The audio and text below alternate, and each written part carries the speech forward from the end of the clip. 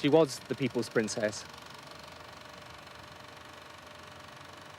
And that's how she will stay, how she will remain. One friend of mine said, how many people watched that funeral then? And I said, 25 million in this country. And he said, well, that means half the country wasn't watching. What the hell are you doing getting so worked up about it? A lot of people weren't in the Mall and were really not that affected by it. The Princess of Wales never really thought that much of her. Slightly screwy, loopy, odd figure. I don't quite see why we had to venerate her. Now she's dead.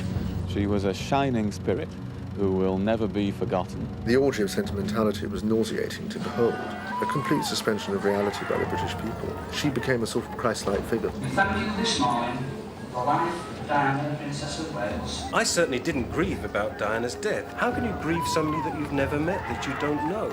It's presumptuous and it is, I think, offensive. She will always be in our thoughts and forever in our hearts. It was like Disney meets the black shirts. You must cry.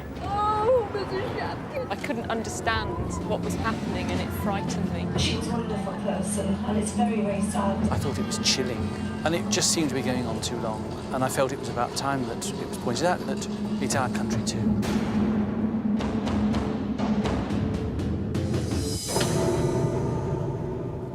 It's still quite difficult to believe what was happening on this very spot this time last year. The surreal events of Diana Week, among other things, altered the whole meaning of this Mall for an entire generation, transforming it from a dignified imperial procession route into a site of raw, popular emotion. It's too early, people are fond of saying, to take on board the whole significance of that blazing meteor, or if you must, that brief candle.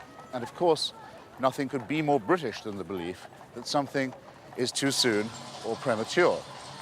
Actually, the time is overripe to ask ourselves, what was and is the significance of the death of the princess?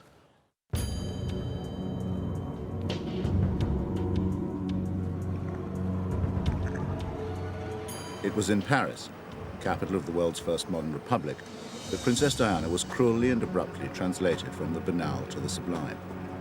Having been putting on the Ritz with her jet-set Playboy escort, she got into a car with a hyped-up driver. And after a frantic journey of less than 5 minutes, her short life was wastefully and pointlessly over. Wasteful, pointless, but meaningless.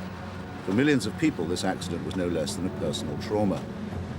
Superficially, the tragedy belongs to the realm of kitsch iconography, like the famous memorial to Jim Morrison in a nearby Paris cemetery.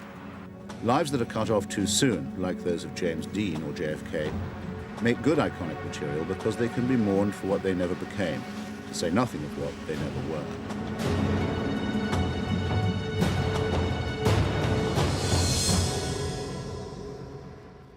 Why were the paparazzi after them? If there was no money, in the photographs, they wouldn't have been after her in the tunnel. On the very first morning of the morning, it was plain that the crowd on the Mall had more than grief on its mind. Indeed, there were elements of mob feeling, as well as elements of demagogy, in play. We'll be back with much more from London, but first, this is Today on NBC. I have reasons of my own for remembering this feverish moment. Mr. Hitchens, I know that you contend that Princess Diana basked in the media spotlight and, in fact, encouraged much of this publicity. Can you elaborate on that? Princess Diana was a volunteer member of a very controversial ruling dynasty for a brief time. And in that capacity, she deserved, and in fact, I think necessitated a lot of scrutiny. She was also someone who was an assiduous tabloid leaker. It is not the fault of any member of the journalistic profession that her driver went double the speed limit. You believe that the notion that the paparazzi somehow caused this is simply untrue? It's obviously self-evidently untrue. Nobody can make a driver double the speed limit in Paris. I think it's a disgrace for Mr. Hitchens effectively to blame Princess Diana for her own death. Did nothing of the kind. He was, of course, I did nothing of the kind, Mr. Roberts. That's very cheap. That's extremely cheap. Absolutely not, Mr. Hitchens. I didn't say it was her fault. I said it was the fault of the driver. If you're going at double the speed limit... No, they were going twice. I saw that reliably said, and certainly the force of the collision seems to indicate tremendous velocity. Look, this is a non-issue. What we should be asking about is about what this does to the future of the monarchy.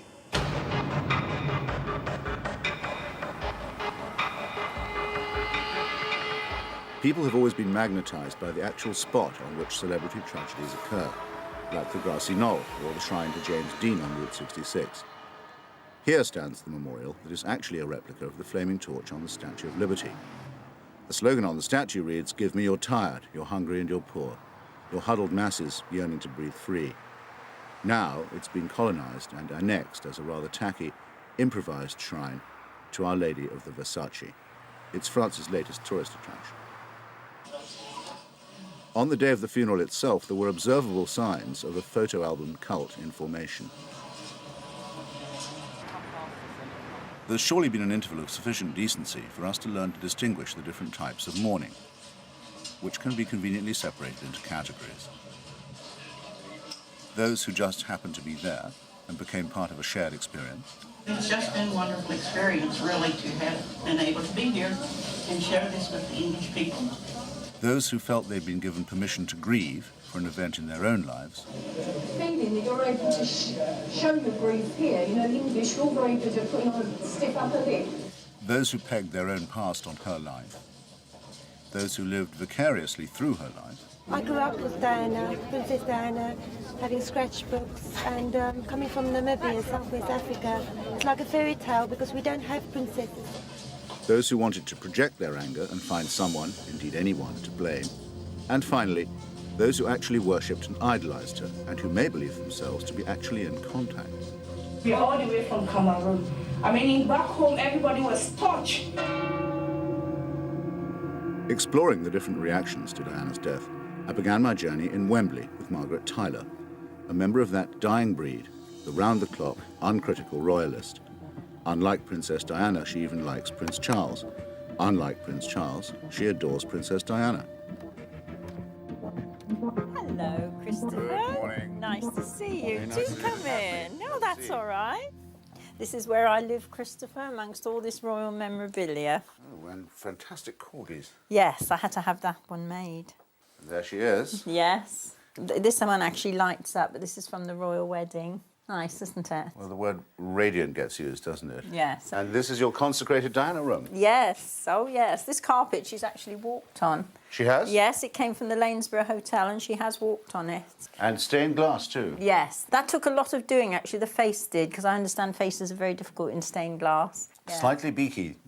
Yes, just a little bit. Powerful green eyes. Yes.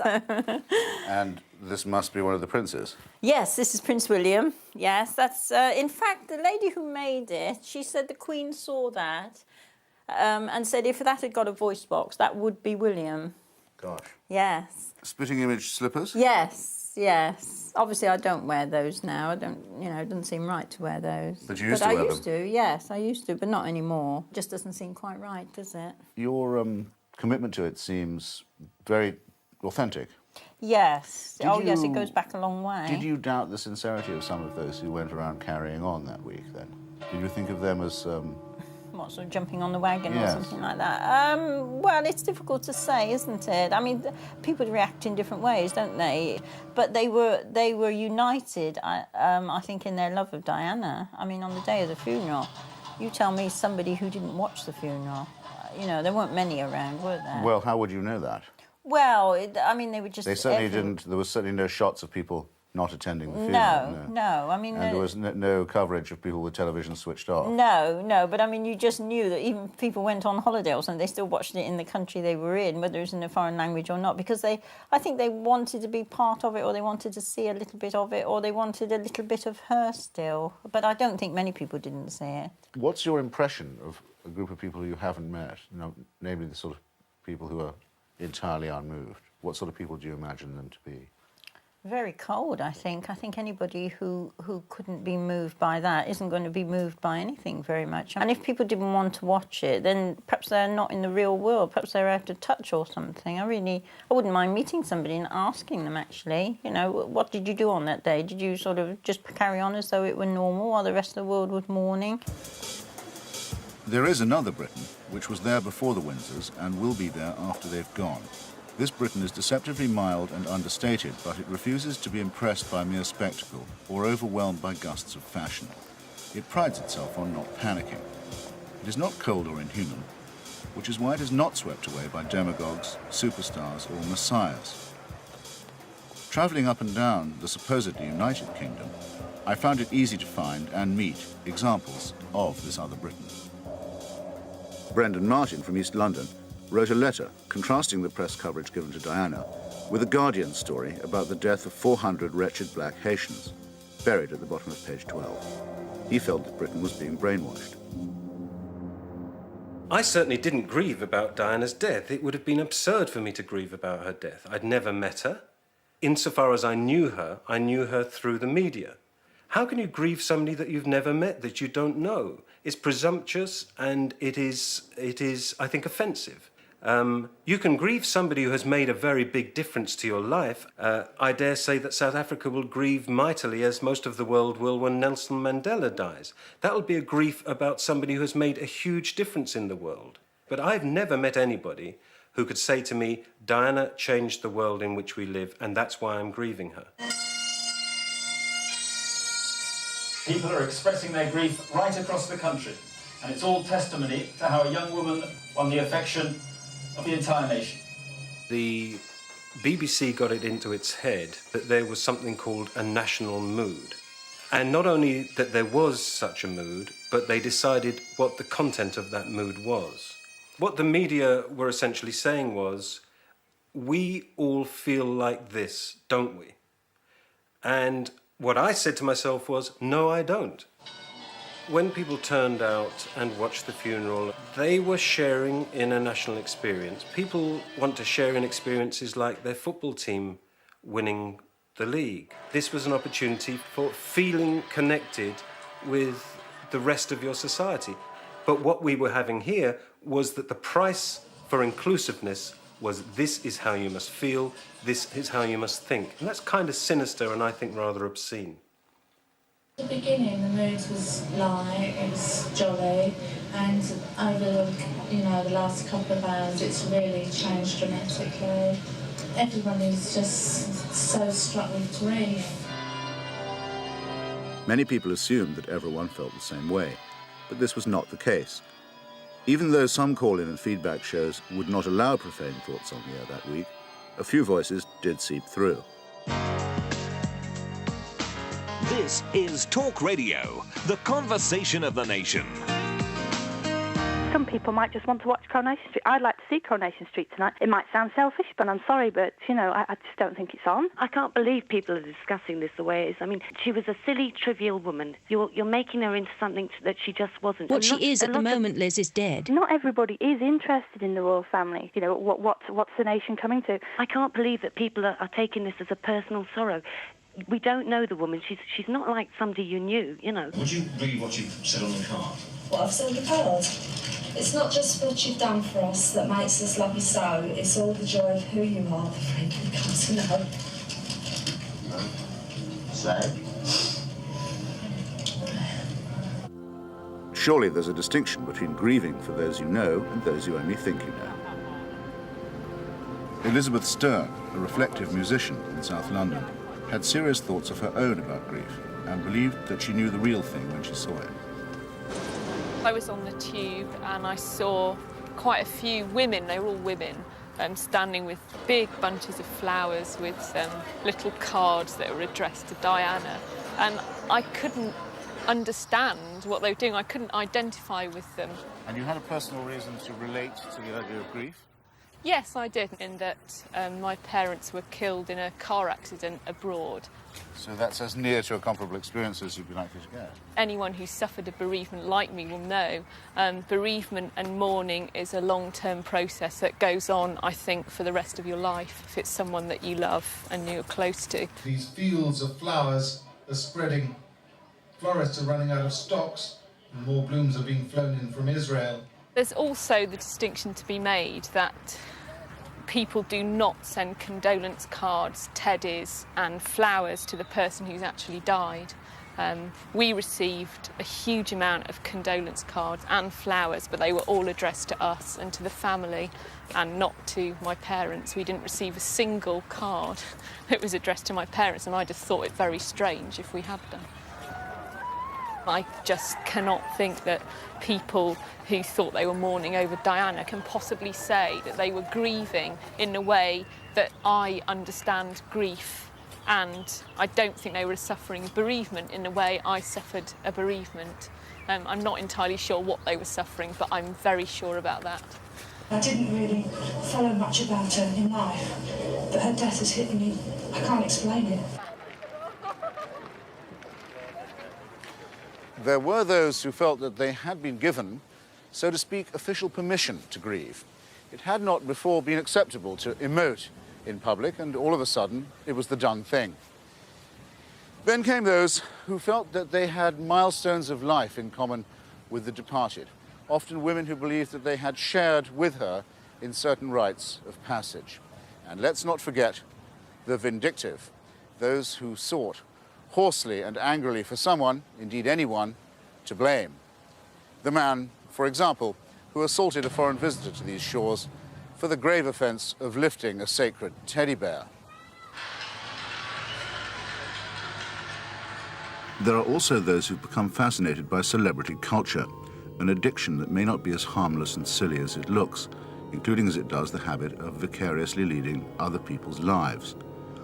One affectation of this cult is the familiar adoption of the adored or famous person's nickname, Gaza, OJ, Diana, or even, until her death, Di.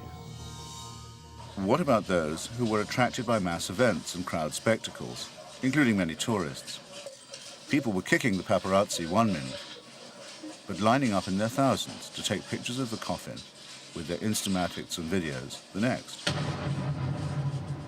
So with the help of a little reflection and examination, it becomes evident that that famous throng of mourners was by no means as unanimous or as monolithic as its media cheerleader would have had you, perhaps I should say us, believe. And come to think of it, why did so many people, from day one, decide to deliver their posies and bouquets and teddy bears to the wrong address, to Buckingham Palace? It seems to have taken the grief-stricken a little time to accept that their heroine was no longer a member of the royal family, wasn't even an HRH, had in fact been paid a queen's ransom to get lost. As the procession passes by, there are outbursts of emotion, but mostly a hush falls over the crowd, everyone consumed by this extraordinary yet tragic piece of history. The press and the broadcasting apparatus, fully conscious of its sovereign role, turned itself into a megaphone, an echo chamber, a feedback loop, a machinery for positive reinforcement. And the more coverage it supplied, the less its critical faculties were engaged. More meant worse and more meant less. At least part of this explanation has to do with media coverage, with a cowardly attempt to preempt an anti-media campaign disguised as populism. This is a motive somewhat less than compassionate. As a result, all the mourners were reported as not they, but we, not them, but us. Even by trying to make distinctions and discriminations between different types of grief, authenticity and spontaneity, we are at least attempting the task that our mass media so signally failed to perform or even to attempt. People are expressing their grief right across the country. It's now just an hour before the funeral cortege sets off. People seem reluctant to go straight home.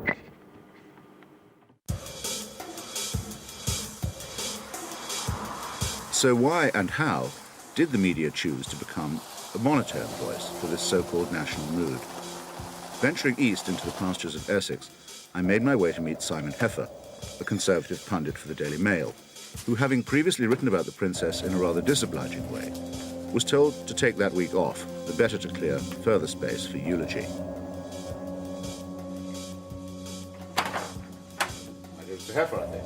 Good to see you. Very nice of you to have me.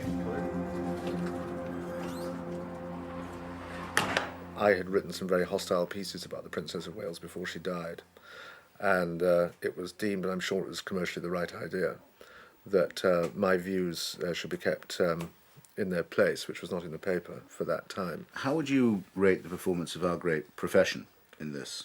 Many hacks would now cite the Nuremberg defence and say, I was only obeying orders. They wrote things that, looking back on them a year later in their yellow ink cuttings books, they will not be very proud of. I think the order that went out that week on all newspapers, more or less, was that the Princess of Wales was a very popular figure, that in her sudden and tragic death she had been elevated to a posthumous popularity not seen, I suppose, by anybody in this country, in the history of this country. And therefore any newspaper that wished to retain circulation had to be pretty nice about her. And reality was suspended.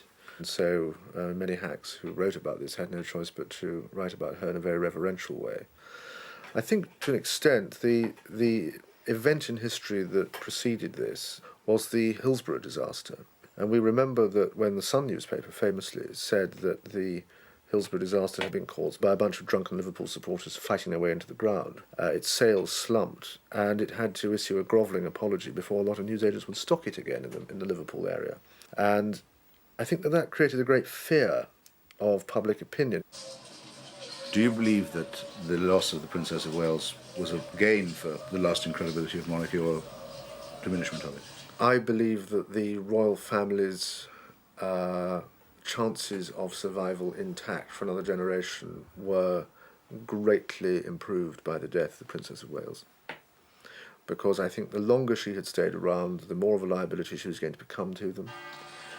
I think that if she had married into the Fayed family, our royal family would have become a laughingstock very, very quickly. And it would have been a blow from which it would have been very hard for it to recover.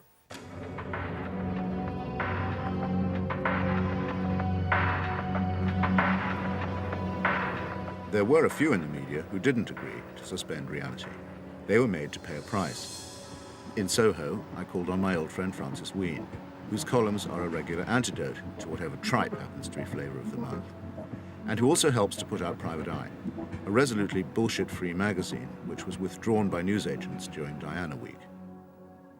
Readers were ringing in saying, we can't get it, it's been taken off sale at W.H. Smith. So we got on to the chief news buyer, and she said, yes, I think this issue ought to be banned. We have a policy of not selling any newspapers or magazines which include the crashed Mercedes.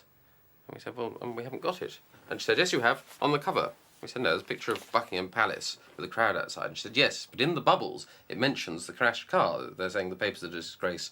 Yes, I couldn't get one either. Borrow mine, it's got a picture of the car. And on the strength of that, we were said to be bannable.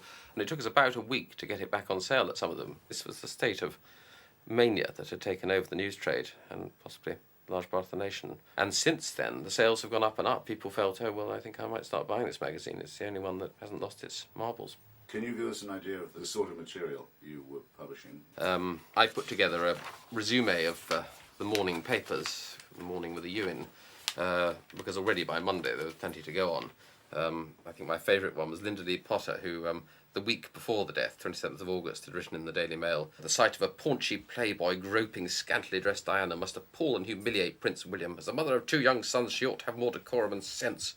And then, lo and behold, day after the death, Linda Lee Potter, Daily Mail, throughout their childhood she gave her sons endless loving cuddles. She adored her children. But there's an awful lot of it. I mean, even by Monday, Candles in the Wind were making an appearance. That moving number, Candle in the Wind. Except it's about England's Rose, but she was a rose. And yet, somehow, it seems to me, you lived your life like a candle in the wind, never fading with the sunset, as candles so often do, when the rain set in. So you have this candle, and it's been blown by the wind, and sunset comes, but it doesn't fade, even though the rain has set in. Rain always arrives at sunset, apparently. And your footsteps will always carry over England's greenest hills. The candle burned out long before. It's some gibberish, isn't it? It's doggerel, yes. But it's national disgrace. But it was it moved a lot of people, apparently, this walking candle striding across the hills. In the form of a rose? At sunset. In the rain. Rain-sodden. Sounds like MacArthur Park.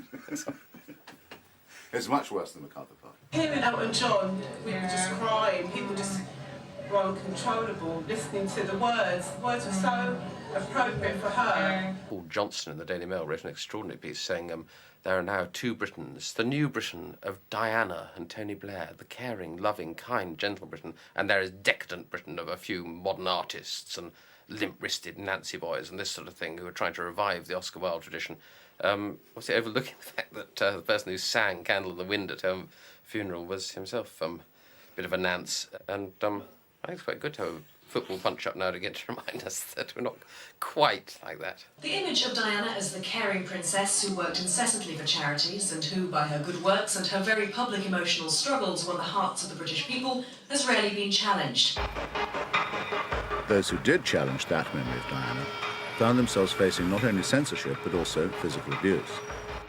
Mark Thomas, a man who's proud to say that he does gags for money, was warned that week that a Diana joke was no laughing matter. To talk about Diana on the week that she died was to invite physical threat. Just the mention would immediately, divide an audience. Did anyone try and shut you up? There were comics who had censorship directly imposed upon them by the club owners. There's a chain of clubs run by jongleurs, and they phoned up the performers and said, we've had people who are coming to the shows who've booked saying they won't come if there are going to be jokes about Diana, so would you please not do any? They already know it's not funny. Yeah, no, that's right. There's no, we don't want it. I will not laugh, and I'll walk out and I'll ask for my money back.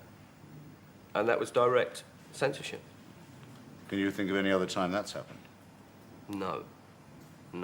It was almost like a Soviet leader had died and that they'd put on the martial music, except it was like images of Diana and her children.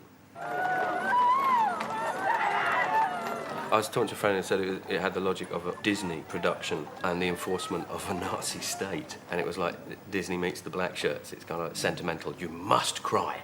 You will cry. Yes. I love sort of like the idea of disrupting these events. And one of the things that I just remember that. That's how I started the thing, is about saying Princess Diana, I really wanted to go along to the funeral because I wanted to be the one to start the Mexican wave.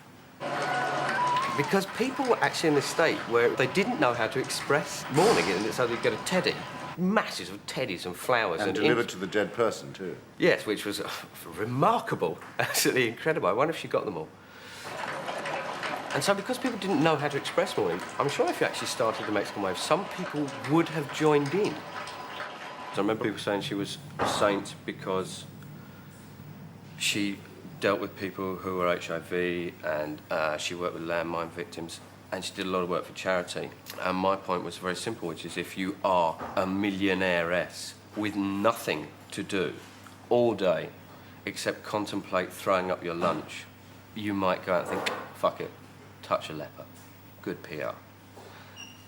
The whole thing about comedy is that you say things which are beyond the pale, that you say things which you're not allowed to say, to go over the line. And to have freedom of speech. That is the whole point and purpose of it. So when you draw the line up and say, here is the line, you may not cross it, I think it's dreadful. If you're a comic and someone says, here is the line, do not go over it, you should gleefully bolt for it. Inclusiveness, that great term of the New Age, is a treacherous concept. Society is not a family. Some marginal groups, recent immigrants, gay men, single mothers among them, may have welcomed the chance to show how much a part of the community they are. But what is the value of such a warm community if it excludes or silences or even threatens those who think differently or think for themselves? You could have guessed, even on the day itself, that a relatively sparse crowd like this one was not the entire nation. In fact, 41% of Britain's TV sets were not even switched on. But the TV presenters couldn't deal with that information. For them, everybody was in the audience, and the audience, by definition, was participating. The other Britain was always, almost certainly, much bigger than anybody was allowed to know.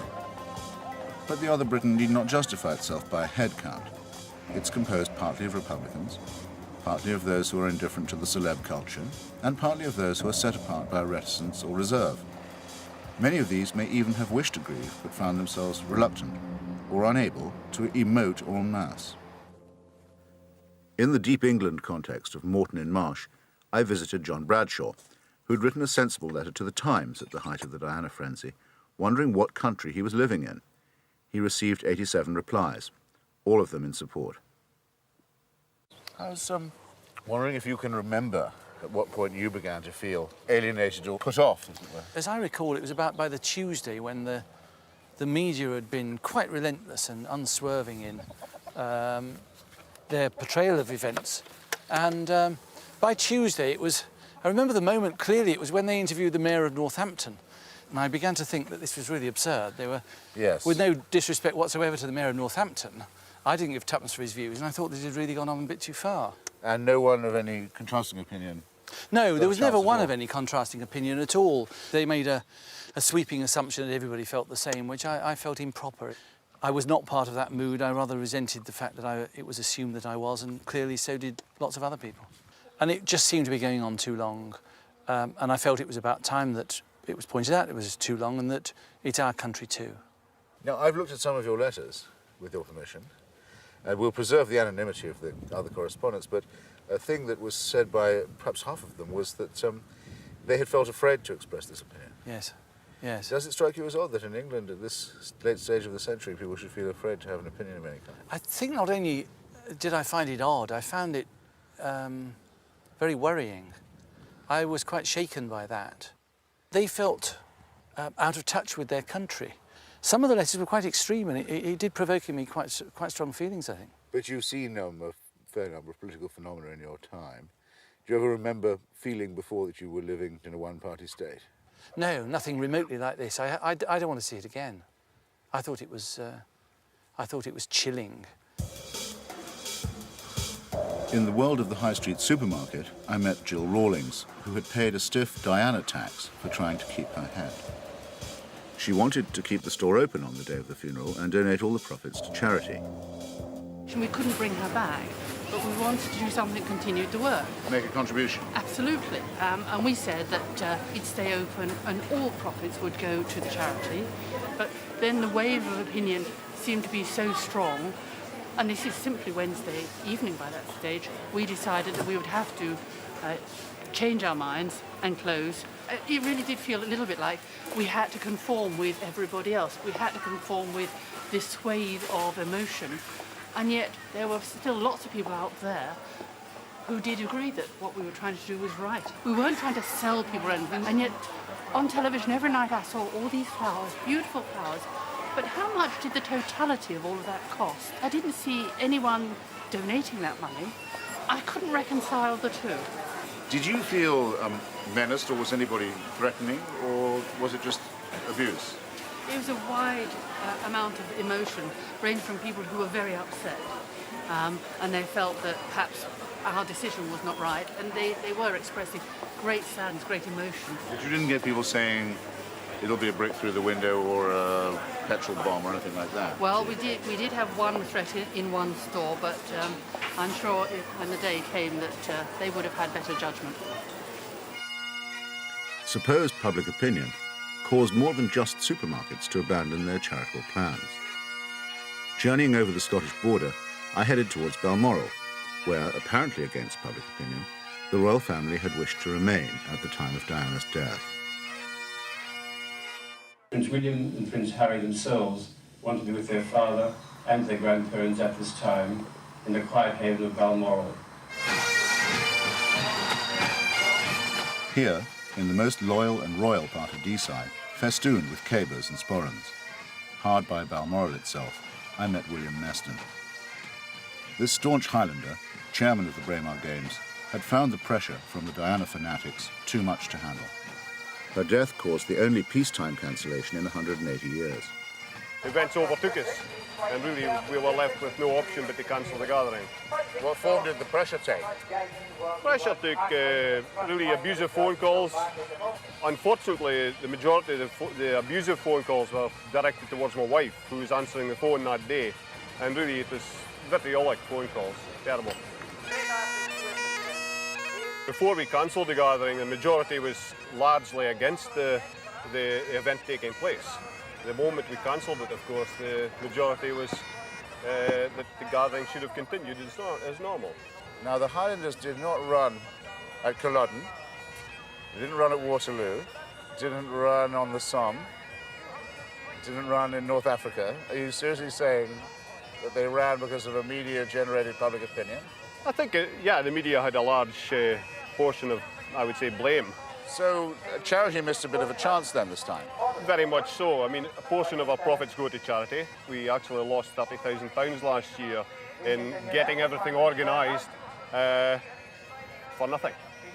But this is an area with quite a strong link to the royal family, is it not? Very much so. At that time, of course, the royal family were in residence at Balmoral. The local people felt that the Queen was certainly in the best place at that point in time because the children could be in a nice quiet spot. They were away from the hubbub of London. And I mean, she is our Queen after all as well. So, into which category of mourner did the royal family fall?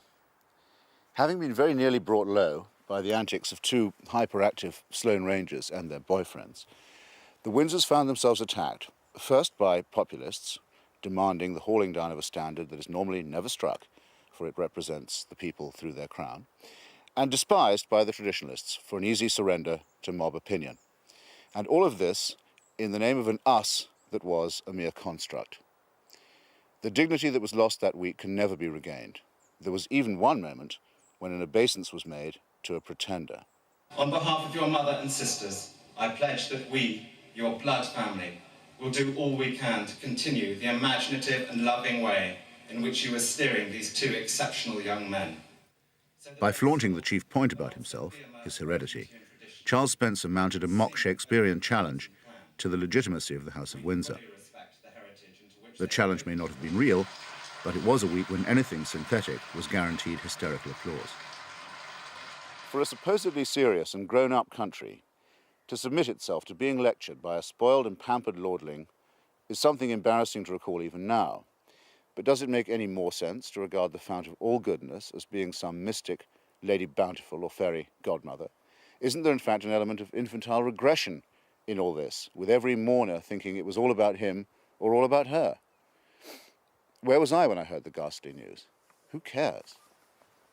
A servile, unanimous media provides the perfect environment for an opportunist politician. And with the wall-to-wall insistence that a nation mourns, the way lay open for those who love nothing better than giving the impression that they speak for us all. Tony Blair appears to know this by instinct, by annexing that tabloid phrase, the people's princess, from Julie Burchill. He contrived, at least by association, to give the impression that he was the people's prime minister.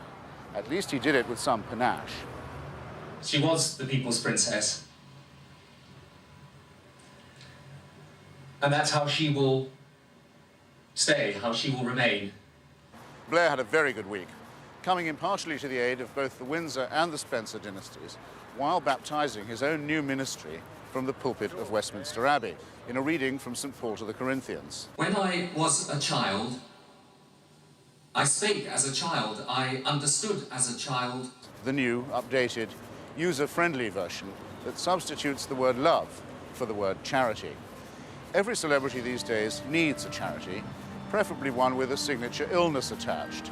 Perhaps you remember Camilla Parker Bowles being compelled to cancel the osteoporosis ball during the frenzy of Diana Week.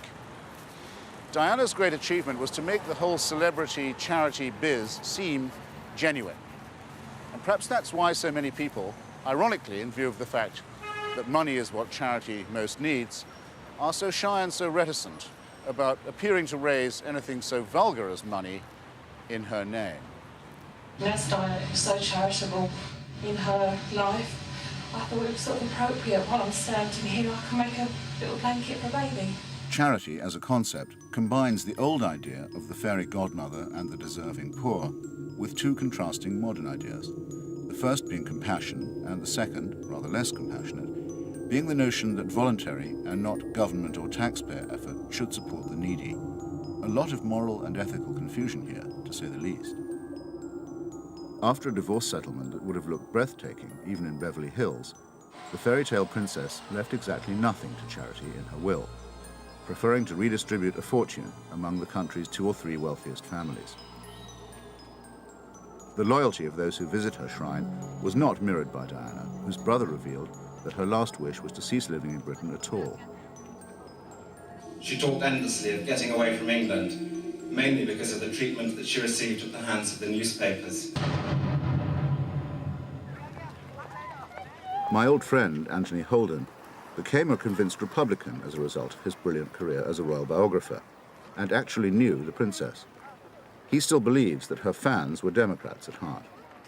Where would we be now if traffic or alcohol conditions had been better in Paris on the last day of August? I'm glad we're not getting into conspiracy theories about that accident in the tunnel. Had the princess lived, I think she would have done Britain proud on the world stage, leaving the Windsors looking like a bit of a rump, a bit of a relic of a post-imperial Britain that does not exist anymore. And this in spite of the fact that she would have been the consort of the son of a rather dubious Egyptian grocer? There was a lot of xenophobia in the courage of that relationship. Perhaps a hint of it in your question. There was not going to be a Faid dynasty. Dodi was a summer fling, and I hope she had a great fling. He didn't have enough brains for Diana. He had enough money to give her a good time, not a good enough security system to keep her alive, unfortunately. Now we're coming to the morning of her death, right. And you watched the crowd build up outside Buckingham Palace. By the Sunday lunchtime, what was fascinating to me was if you got there, you looked around, everywhere there were flags, 360 degrees at half-mast, except on the palace. And I was broadcasting to America and attempting to explain that the flag never flies when the monarch's not there, the flag never flies at half-mast, etc. But I thought on this occasion an exception might be made to this crusty old cobwebbed crap. And people listening behind me started saying, yes, Mr. Holden, dead right, you're right on, you're a man of the people, say that on the BBC. And it became a kind of national movement, and by the Thursday there was a flag on that flagpole. So you're, in part, the author of the Show Us You Care, Ma'am movement. Certainly I was. The Express did do a story, in slight fear and trembling, thinking I was exaggerating a bit, saying public getting angry with the Queen. Unless something happens, the Queen will be booed on Saturday at the funeral. And if Prince Charles strays more than 10 yards from his children, who of course are intacti, he will get rotten tomatoes thrown at him. I don't think they're the most cold people on this earth. And if I could actually see them and speak to them, I would really tell them what I thought. In fact, I would probably have been passed away in the tower forever. One aspect of the Windsors' absence from the national life that week, which got people so worked up, was the fact that they don't show their emotion in public, whatever they're feeling in private. A couple of months later, we saw them all blubbing their eyes out over a hulk of metal, when Britannia was decommissioned in a way that they hadn't over the princess that they were claiming in death was the best thing about the monarchy. But if you want a republic of citizens and not subjects, isn't it a strange baptism to have a week in which the moral tutors of the nation are Mohammed Al-Fayed and Earl Spencer?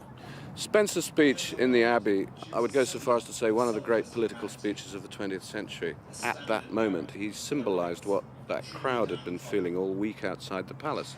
The extraordinarily symbolic thing of the applause outside the Abbey, unlike the Elton John song, creeping inside the Abbey, creeping down the sides, moving to the middle, to the point where even poor William and Harry, too young to understand what was happening, grief-stricken, of course, applauded because they thought they ought to, while their father and grandparents sat fixedly ahead. And that was the moment the Queen was looking the end of the monarchy slap bang in the face. People have said to me, if that week had happened under the dying days of the John Major government, we would not have a monarchy anymore. But it was Blair to the rescue. She will do whatever Blair tells her to. That's already become quite clear. If Blair had not ridden to the monarchy's rescue, Earl Spencer would by now be the first president of the British Republic. 1 year on, and some people can't seem to let go. Efforts to create an apt or fitting memorial seem to strain for effect, and yet only achieve the pathetic or grotesque. Some say we should ruin Kensington Gardens, an enclave for generations of London children. Others favour a £5 coin, with the Queen on one side and the Princess on the other. Her Majesty's expression in this case is likely to be somewhat fixed. She never thought they were two sides of the same coin. Talk about being two-faced. This is the last part of the route to Althorpe, through villages in Northamptonshire where Diana is still remembered as a young girl who came home for the holidays. Now she's being welcomed back for the last time. Even though she had preferred bright lights and big cities, the rural setting of Althorpe, sometimes pronounced Althorp by the toffs, was thought most appropriate for Diana's last resting place. Ironically, her brother denied her the use of the estate when she still needed a refuge. Here, in this abruptly consecrated, thatch-infested hamlet, I passed an agreeable morning with an unlikely skeptic, Captain James Bellamy. late of the 8th Hussars. Tell me as a local how you recall the week that was. We, in fact, were totally and utterly overrun. I couldn't get out of my house. There were hundreds, thousands probably, of media here. Really, they were terribly intrusive. They were searching for that which did not exist. Here in Northamptonshire is her place, and we're here to welcome her home today. Lady Diana didn't come here very often. She was only here as a girl, and so we saw very little of her, and you can't spin news out of nothing. And you've had people coming straight from the airport to Althorpe? Yes, on Sunday evening, for instance, there were some Americans who'd hired a taxi who'd come out and were just photographing the gates. I mean, it seems pretty mindless, but I suppose it gives you a sense of having been there, you know. We do encounter occasional dramatic emotionalism there. We have a girl who's been here with flowers every day since the 1st of September 1997 and still comes. It is upsetting because I just feel that people have got it wrong. Cast the runes, if you will, for the future of Althorpe. We hope it's not going to change us immeasurably because we've been here for a long time. But the facts are that Lord Spencer's decided to sell 150,000 or thereabouts tickets for visiting Althorpe. This means that we're going to have something of the order of 800 to 1,000 cars coming during the day, and of course over lunchtime I think there'll be a sort of crash point about it. I would think that the interest in Princess Diana is likely to continue at a fairly high level for certainly a large part of this generation. But I think, like all things which haven't got, if you like, a particular spiritual significance, I think that it will gradually fade and the village will survive.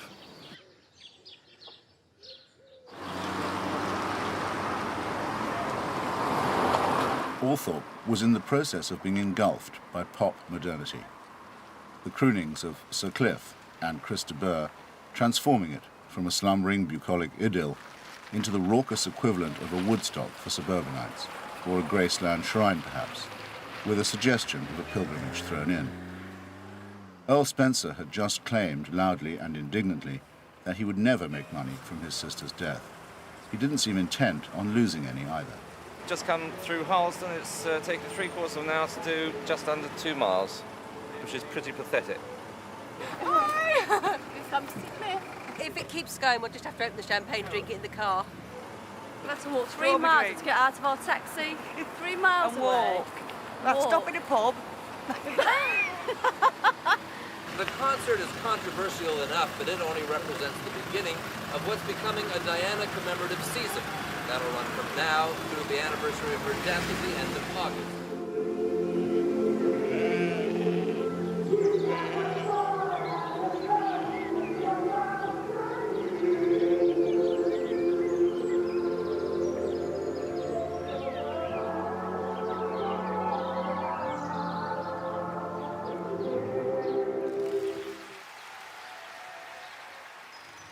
She was young, she was blonde, she was funny and photogenic, she was attractive to adults and loved by children, and she had that energy on behalf of others that you read about much more often than you meet in real life. The wasteful and thoughtless cruelty of landmines, for instance, was more than she could bear. Yet when Jodie Williams received the Nobel Prize for Peace for her years of effort in the cause of banning landmines, she remained in the wasteland of anonymity in which non-celebrities belong. Nobody knows who Jodie Williams is. But is there anybody who does not know that Diana, Princess of Wales, once spent a few days in Bosnia and Angola? The notion of an icon or a role model is an essentially futile one, because it holds up an ideal that by definition is unattainable. As a result, we encourage the worship of a mere human being, and the hysteria that's inseparable from it. The word fan, we do well to remember, derives from fanatic. Can it be that we actually prefer the imitation to the authentic, the dream to the responsibility of a conscious life? Golden girls and boys all must, as chimney sweepers, come to dust. The Golden Princess has gone, and she's not coming back. Emotional surrogates like Louise Woodward turn out to be unsatisfying. And Golden Boy Prince William may grow stale as his father has in the gloomy wait for the Windsor succession. Of course, we do have an alternative. It's summed up in the injunction, get a life.